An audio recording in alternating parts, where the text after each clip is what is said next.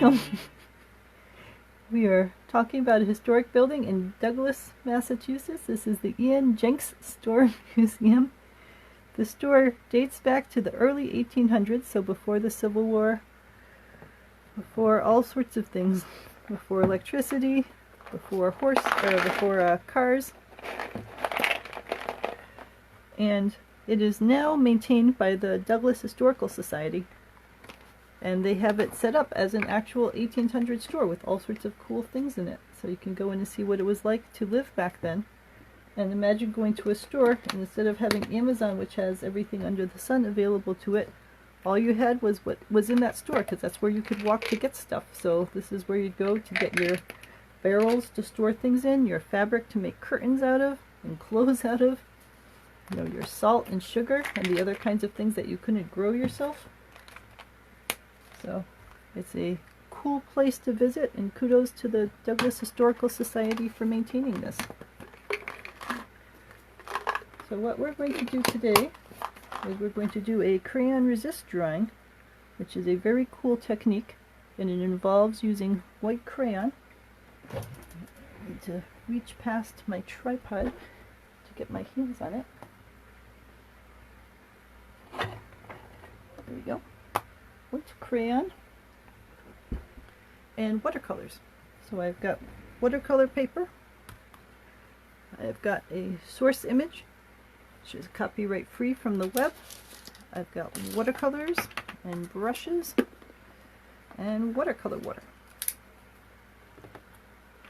So let's get started and take a look at what is involved in doing a crayon resist drawing. So the concept of crayon resist is that crayon is waxy, and when you make marks on watercolor paper that have this waxy crayon on them, the watercolor can no longer get to the paper, so it won't go places that you've put the crayon down. And since the crayon is white, it's the same color as the paper, so it's sort of invisible. So you've got invisible lines down there that become visible when the watercolor is going over it, because the watercolor won't stick to the places where the crayon is. And it creates a very cool effect. So let's start with this design. We have this source image, and then we have graphite paper.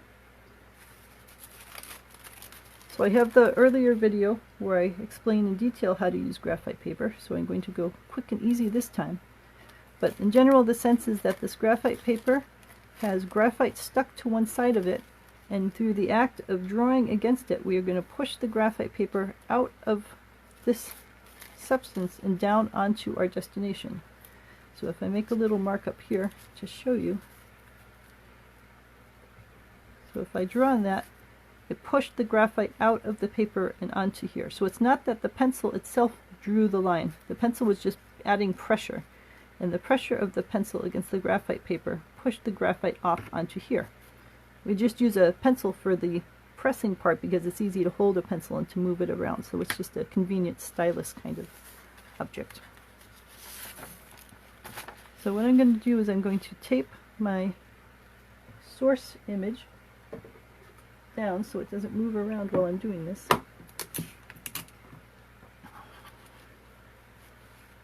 And put it there.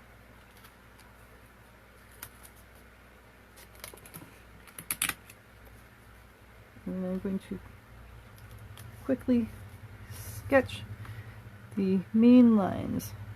Now you can do this with a ruler, which is what I did last time, but this time I'm just going to do it freehand because this is going to be very rough and casual. So this is just to give you a general sense of where all of the lines are.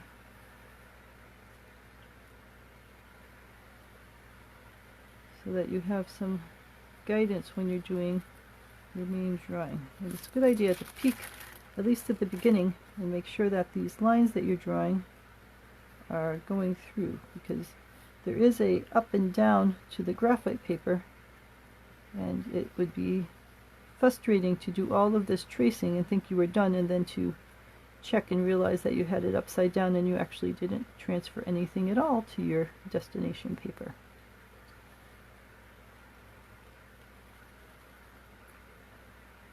Alright, so when I did this the previous time,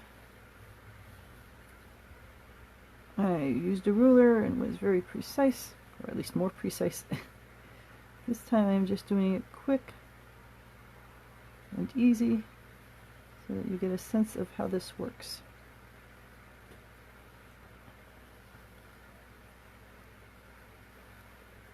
Alright, we got stairs going down.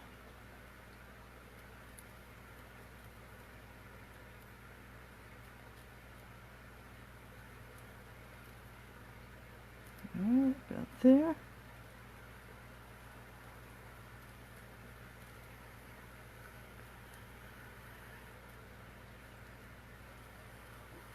Oops.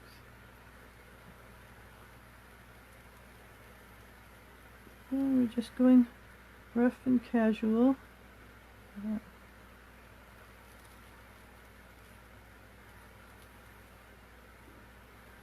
Otherwise this could end up being a 3-hour video just taken up with the details of transferring the image.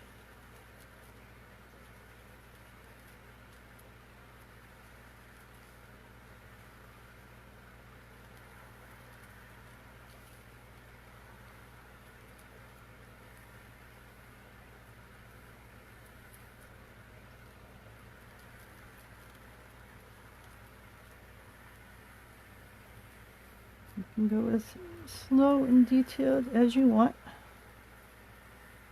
And you can always hit pause. Alright, I think I got all the main details. Oh, no, I'm missing the windows up here. So it's good to check. See what you've got.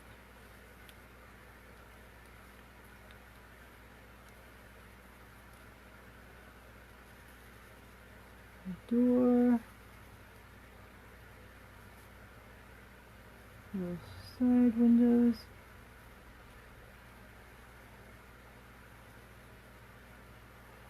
Window over here.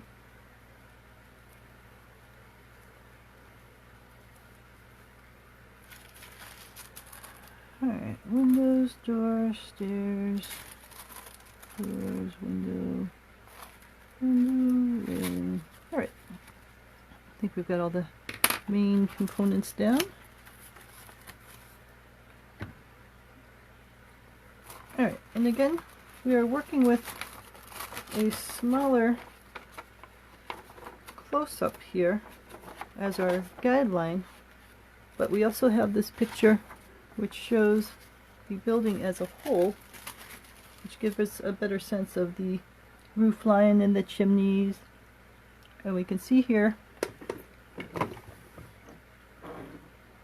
that the building ends a little bit past this window here. So if we look at this, we can see it probably ends right about there.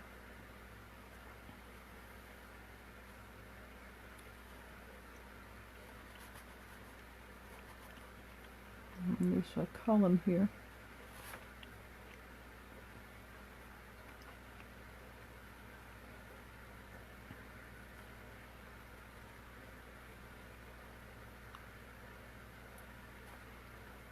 Alright, and then on this side, the stairs come down to a bottom,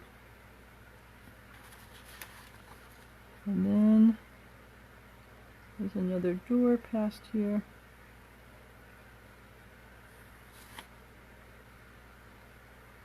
Another door shape in here.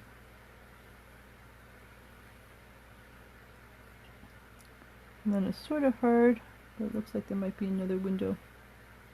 So we will put it this way and put another window like there.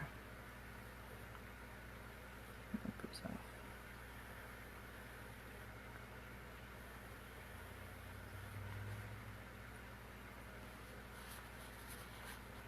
Alright, so if we wanted to show the whole building, I probably needed to print this a little bit smaller to be able to fit the whole building in and be able to still have some space on either end. But a lot of the sort of sketching and such is figuring those things out and getting practice, seeing how things lay out on your piece of paper. Alright, so we got another set of columns, which would be about right here.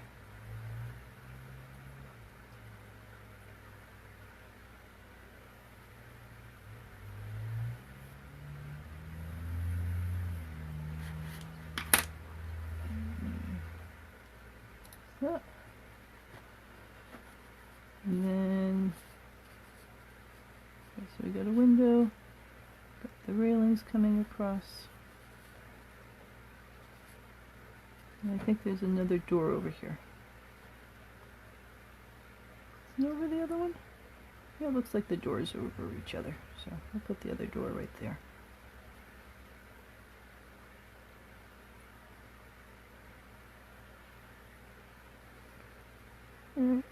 It looks like there's another window over here too. And these windows were taller, or higher off the ground, I mean. Alright, and there we go. And then it's got a roof with 3 chimneys. You can see here the roof is pretty much a full height for another story up in there. So, putting in a roof. And then we got a chimney here, there, and there. Alright, so we got the general shape. And again, this is just rough and casual, and that is fine.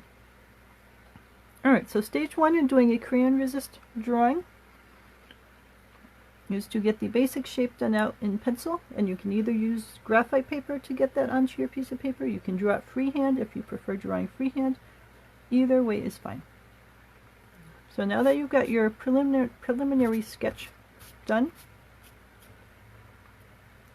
and everything is where you want it to be, and I guess there probably should be another one of these,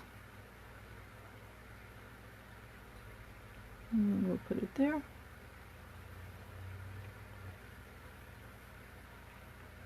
Alright, got all the supports in place. So now it is crayon time.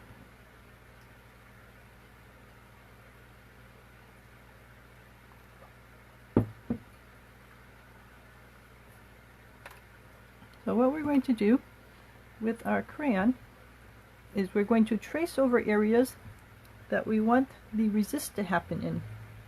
And again, the resist is that when I draw with this, like if I draw an edge around the chimneys, the paint will not stick to this place that I'm putting the wax, and it will form a white border. So the one style that we did before is to have a black border on things with pen and ink. So in this kind of style, there's a pen and ink border, but the watercolor will go right over it, so you get that loose, sketchy kind of feel to it. What we're doing now is different. We're going to make a white border, and this white border cannot have paint on it, because this white wax will actively repel the paint and make the paint not able to stick to those areas. So we're going to start up here. In general, when you are drawing with white crayon, it is going to be very hard to tell what you have already drawn because it is white on a white background. If you hold this up against the light, the crayon is a little shiny, but it is still hard to see.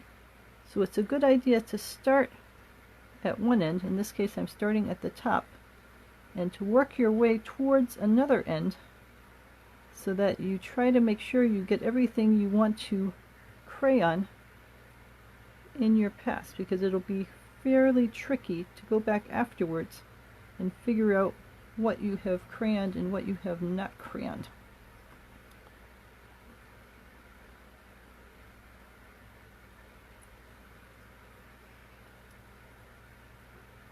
It's also important to think about the fact that crayon is fairly thick.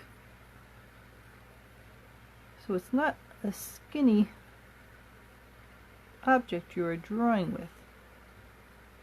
And if your lines are too close together, there won't be space in the middle for the watercolor to fit.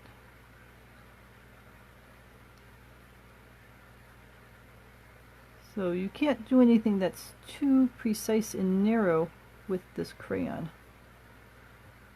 Big things like these big windows are fine, you know, in these big columns.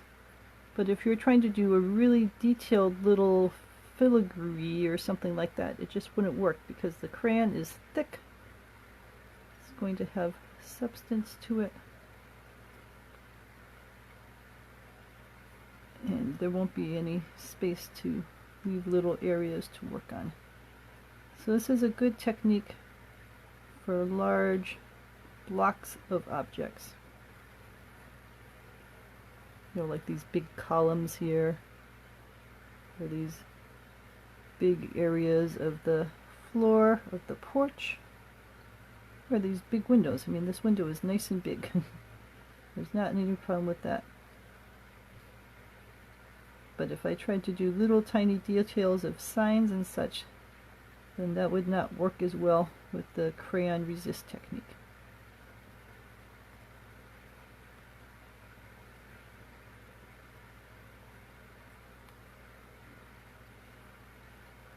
Alright, so we're just quickly drawing in. Like even these little supports here, those are pretty thin. So there may not be any space in between them to get a bit of color in there.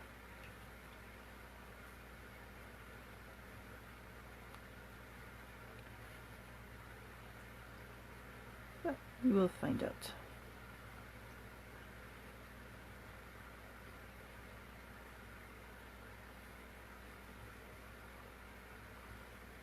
Alright, we're down to the bottom. So hopefully I got everything, because if I missed something along the way, it'll be hard to see. Now, one of the things to think about are things like window panes. If I draw in these window panes with the crayon will resist them, which will create a cool effect. So maybe I want to do that. See, and you could barely see that I just drew that in with the crayon because it's white on white. But when we actually do, this will be a lot harder for the window panes because it will be so small. But we'll find out. Part of the fun of drawing is experimenting with things and see what happens.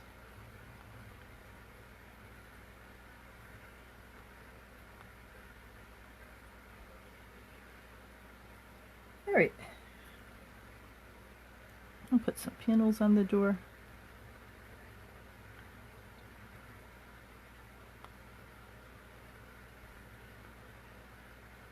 There's a door over here, but that's going to be sort of hard to see anyway. I'll put some panels on this door.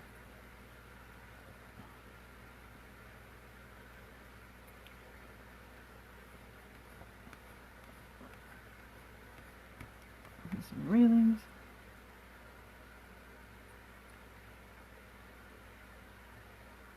Alright, and I'll put some lines in here representing bricks, but I'm not being precise in drawing out each brick line. The idea is just to give a sense of it. And the same thing here with the shingles. Put some lines in here to give a sense that they're shingles. But I am not drawing every shingle in, you're just sort of giving the general idea of it.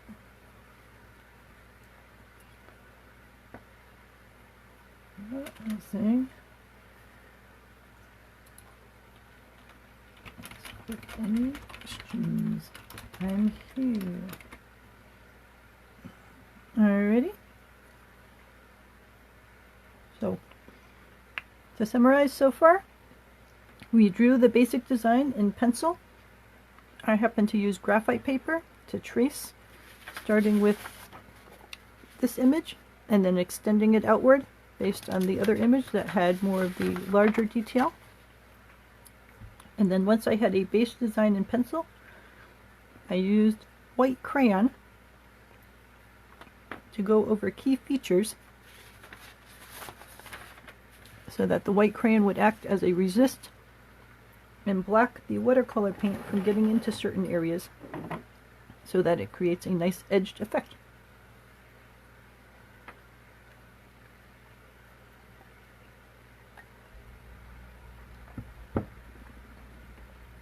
Alright. So now let us get on to the painting part of this. So to start with, I'm going to use a bigger brush, and I am going to paint in the foreground, which is a dirt road, and then the background, which is a sky. And I'm going to do this wet on wet, so I'm just getting my brush clean, and with completely clear water, I'm painting in the areas that I want to be the brown road with water. So the reason I'm doing this is so that the brown color can just flow out naturally in this area, and that'll give it a soft, natural look to it.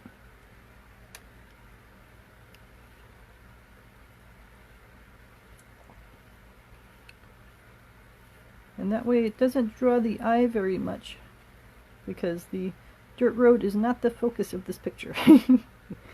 It should be in the picture so that people can see it.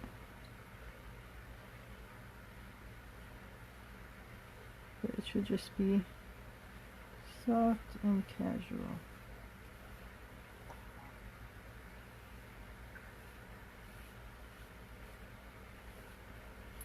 And you see that I got a couple of brush hairs that came loose in here. You don't need to worry about those. You can just wipe those off at the end so they won't get stuck in the paint or anything like that. Alright, so if you see, I'm painting up to the edge of this line here, but it is stopping. It's forming a white barrier, and that's because of the Crayon Resist. So the paint can't stick to the crayon part. If I go past the crayon into the next section, then it will stick to the next section, but that forms a little white barrier, which is the style that we're going for here. Let me push it up a little more so you can see that. Actually, I'll do that just so you can see what I have done. Alright, so that's the ground part. So now we're going to do the sky part. So again, I'm rinsing off the brush so it's nice and clean again.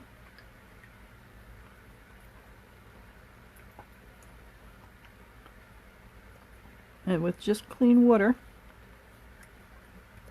except for a little bit of brush stuff that I got in there,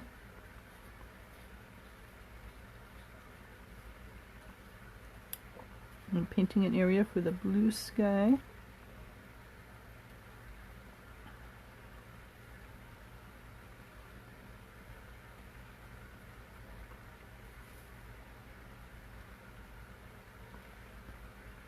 So I'm just painting this with clear water because my purpose is going to be to brush in blue into these spots. I don't want to get too close to the brown down here because the brown is wet and this water here is wet, and if the two water areas touch, then it will suck the paint from one area to the other area, and that is not the look I am looking for. So I will go with a lighter blue this time just to mix things up.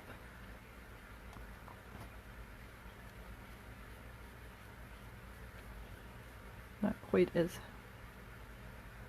lush a color as that other blue. So maybe this is a wintry day or a crisp spring day.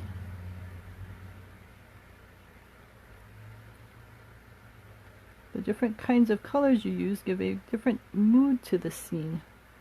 Whether someone thinks it's a gloomy March day, whether they think it's a bright summery day.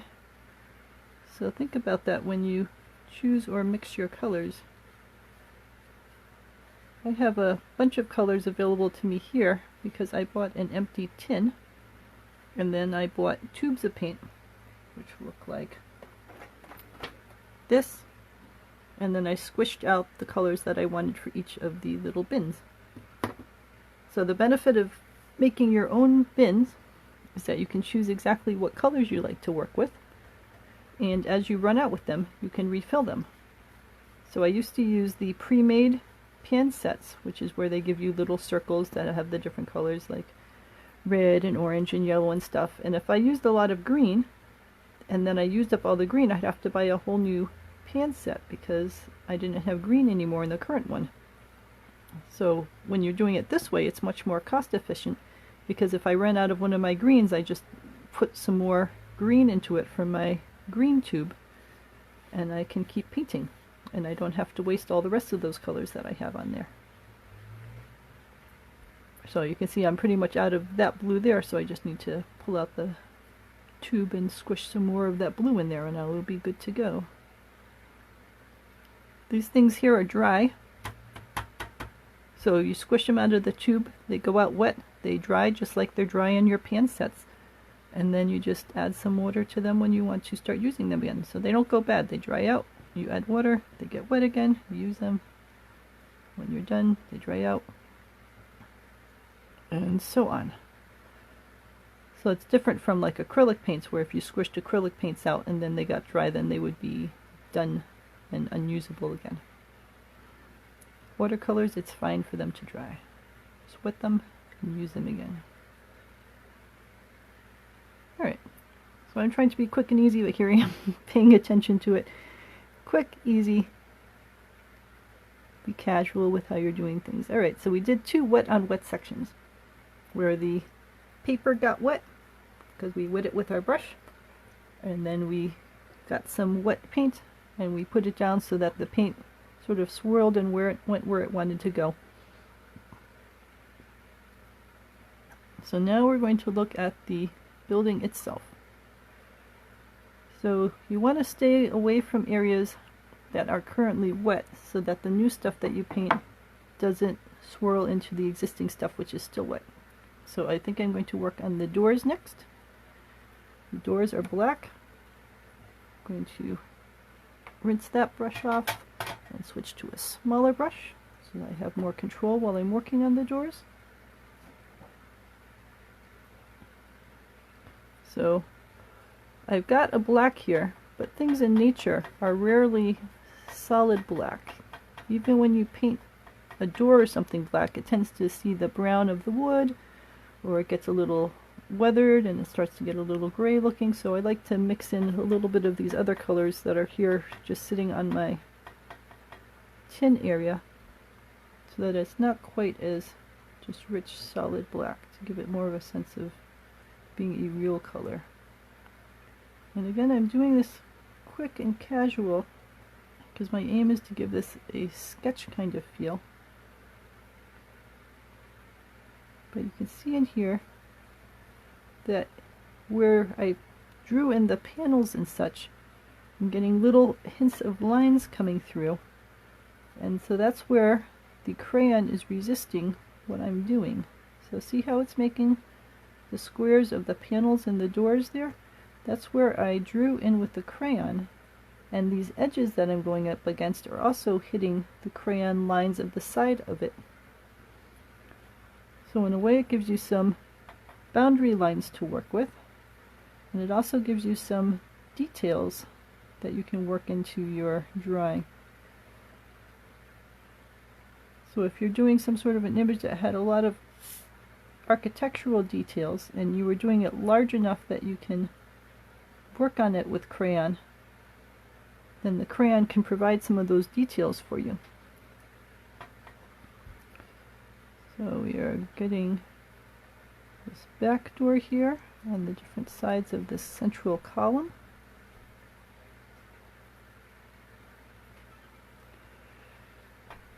We're getting this door over here, and you can see those panels coming through. So we drew those panels with crayon, and now they are resisting the paint going onto them. So if you go super heavy, you can force the paint to stick on top of the panel, so you do have that option, but in general your aim is to get it to resist off so that you get these lines where you had drawn with the crayon showing through.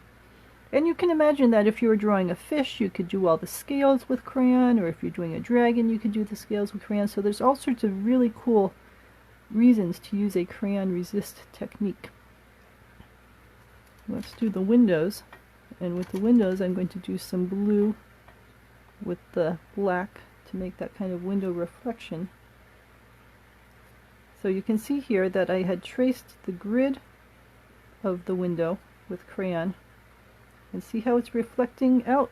So I just painted a rectangle. I didn't paint the panes in, but because I drew those panes in with the crayon, the panes are resisting the paint that I'm putting down, and they are creating those lines in there.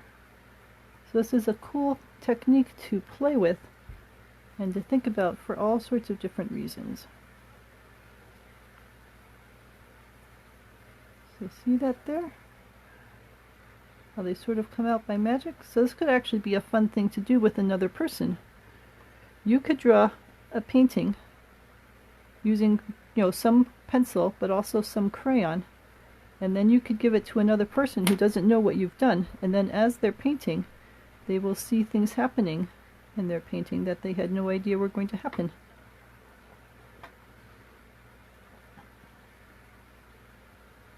Alright, so we got some windows going on here, some panes.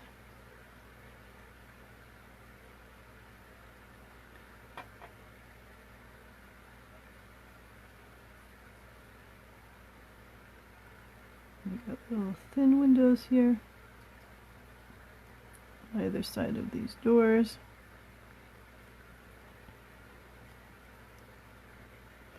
Alright, so let's get some brown now.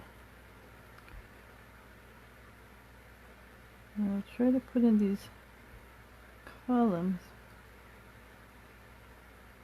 See, the trick is that I trace these columns with crayon, but because the crayon is fairly thick, it's barely letting the paint fit in the little middle stripe. So just something to think about when you're doing this sort of thing. Alright, we'll add a stripe of color down to the railing, into the banister, into the stairs.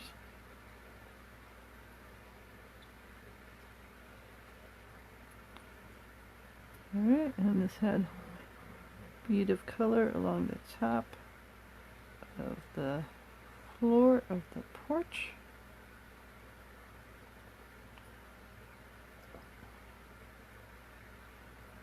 Remember that watercolors are going to dry lighter than they initially seem when they're wet.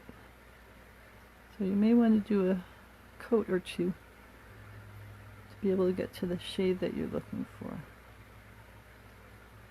And remember to think when you're doing watercolors or pretty much any kind of painting that you want a range of values from dark to medium to light. And in this particular image we have plenty of light because the building itself is white, so there's a lot of light in this. So then you want some medium shades, which would be like the sky and the ground here, and then you want some darker shades, which can be the windows and the doors. Alright, so let's do the brick of the chimneys. So that's a little too rosy. So what we'll do, I'll put down the first layer. And you can see that there's a little bit of texture in there from the crayons to give it that sense that these are bricks. Alright, I think we need a little more orange in there to make it more brick colored.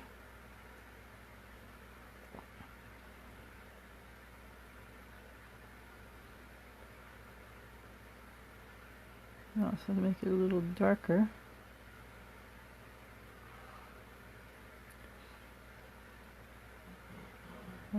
So now we got some bricks. Alright, you can see that I put in a little too much water up there, and it got so watery that it lost the crayon resist. It went right on top of them. So what I'm doing now is I'm rinsing off my brush.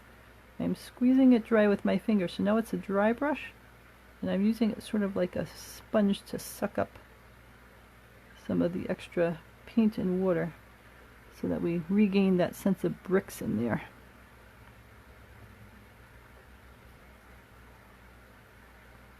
I'll do the same thing over there so we get more of the bricky feel.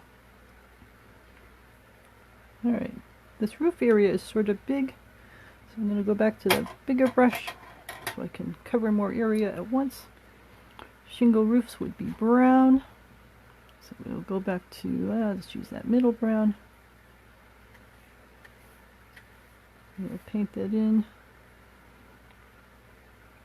and you can see the hint of lines that I drew with the crayon. And again, the idea was not to draw in every single little shingle, but more to give a sense that there's some sort of texture in here, that it is a textured area.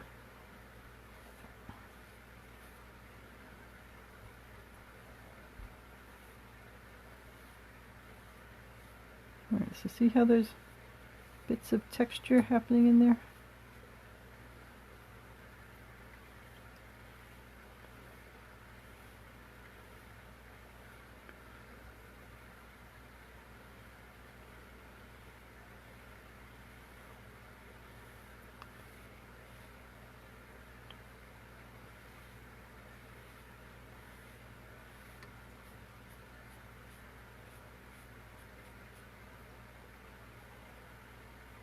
Alright, we got a shingled roof with a little bit of shingle texture. We got a set of brick chimneys.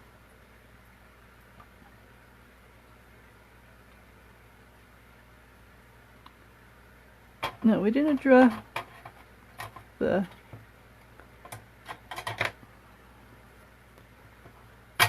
shutters in from the initial drawing because the modern photo doesn't have shutters in the image. But of course in traditional times they would have had shutters because that's how they protected the windows during storms and during the winter to add a bit more warmth and stuff. So if we wanted to, we can now use this blackish color that we made and paint in some shutters.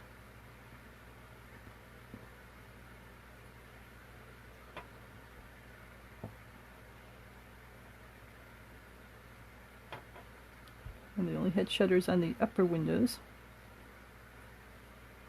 Imagine if they had problems with the storm coming and they want to protect those giant lower windows, that they would board them up just like we do right now with hurricanes when they come through. Put up whole boards for the bigger windows and then just take them down when the danger is past.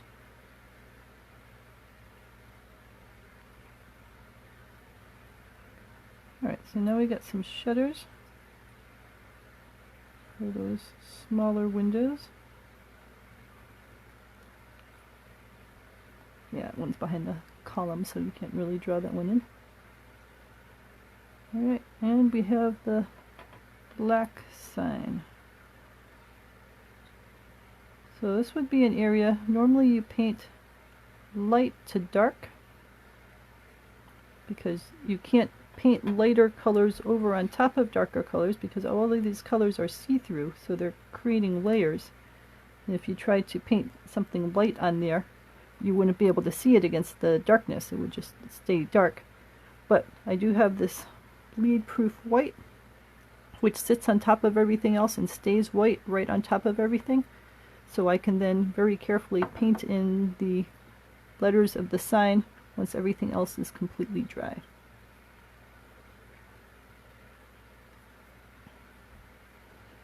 Alright, so is there anything else to give the essence of this? I suppose there's a darker line along the bottom of the roof, and you could say that this whole roof area was sort of in shadow. But you know, once you start getting too detailed with that sort of thing, you lose that light sketchy nature of it.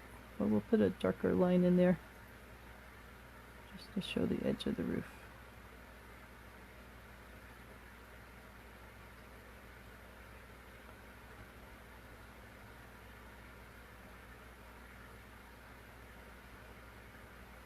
Alright, these columns are all white.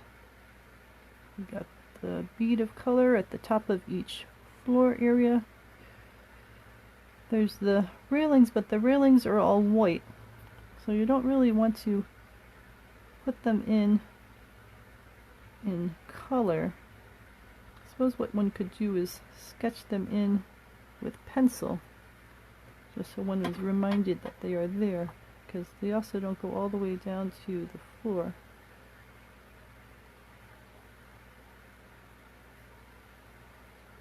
Go up to here.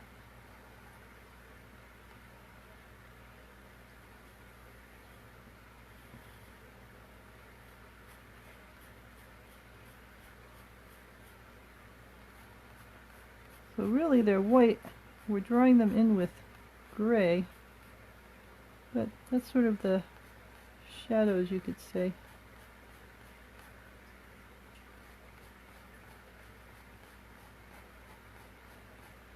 You know, if we painted them in white, then you wouldn't really be able to see them. Alright, so now you can see the railings. Oh, the edge.